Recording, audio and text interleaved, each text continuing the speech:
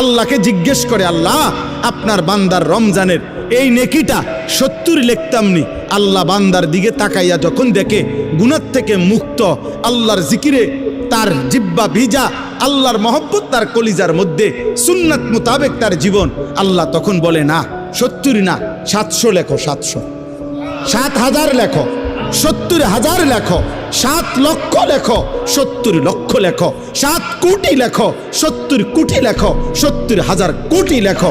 এক সেজদা, এক সেজদা, একবার সুবহানাল্লাহ বললে আল্লাহ বলে লেখো 70,000 কোটি সুবহানাল্লাহ লেখো।